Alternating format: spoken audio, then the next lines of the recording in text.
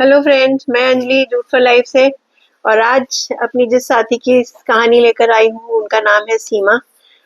सीमा हमारे साथ फिनिशिंग का, बैग्स की फिनिशिंग पैकिंग का काम करती हैं। सीमा, बताइए सबको अपने बारे में। बहुत बड़ा दुखों का पहाड़ टूटा 2021 में, जब उनके हस्बैंड नहीं रहे, बच्चे बहुत छोटे थे।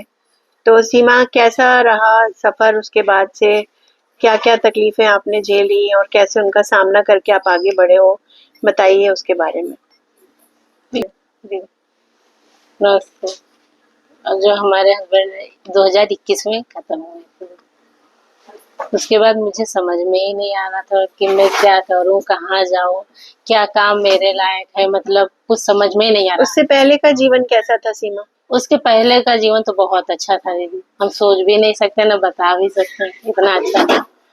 लेकिन ना रहने के बाद तो बहुत ही दिक्कत हुई। हम सोच ही नहीं सकते थे कि 2 बच्चे, हम क्या करें, कहाँ जाएं, कैसे, क्या काम मेरे लायक है, करने लायक है कि नहीं है, ये सब आप चीजें। पढ़ी लिखी हैं? हाई स्कूल पढ़े हैं। हुँ।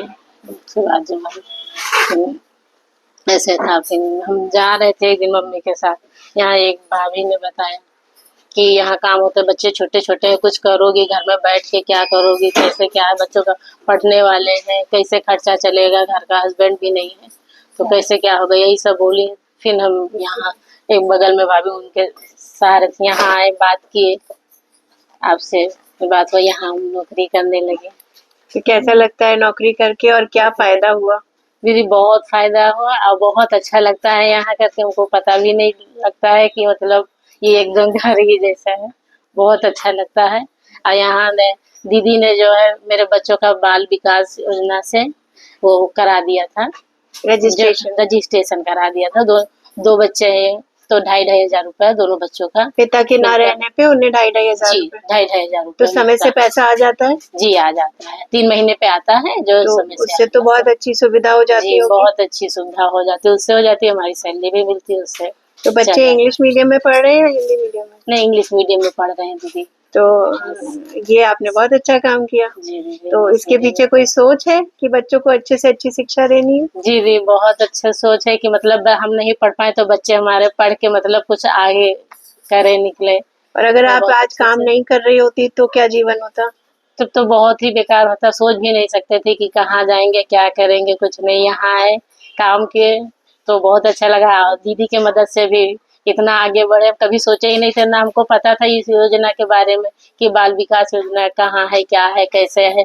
इतना दौड़-भाग भी नहीं कर पाते, लेकिन बहुत दीदी बढ़िया। ने कराया, और सब आपकी कुछ हो सास गया। तो मैंने उनको बारे में बहुत सुना है, पर आपके मुँह से आज सुनना चाहूँगी कि कैसा सपोर्ट दिया उन्होंने पति के ना उन्होंने रहने के बाद? पति के ना रहने के बाद एक बेटी की ही जैसे सपोर्ट किया, मतलब बहुत ही अच्छे से ही ध्यान रखा, बच्चों का भी रखा, मेरा भी रखा, कोई चीज़ की कमी नहीं आने दी, अभी एहसास भी नहीं करने दी कि हाँ, हस्बैंड नहीं है, इसलिए बहुत अच्छी नहीं बात है। करने दी।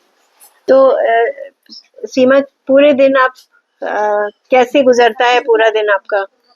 फिर पूरा दिन तो बहुत अच्छे से, क्योंकि सुबह उठते हैं हम, घर का काम खत्म करके बच्चों को स्कूल छोड़ने जाते हैं, छोड़ के फिर आते हैं घर में, मम्मी को नाश्ता पानी कराते हैं। उसके बाद बच्चे जब आते हैं घर में तो मम्मी उनको देखभाल करती है।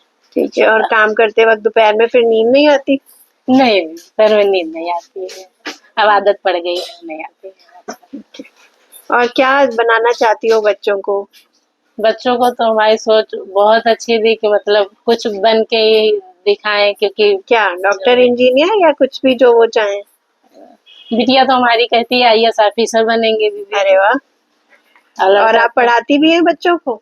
दीदी हम नहीं पढ़ाते, हमारी मम्मी पढ़ाती है, ससुर माँ पढ़ाती हैं, अरे वाह! पढ़ाती हैं। Very good.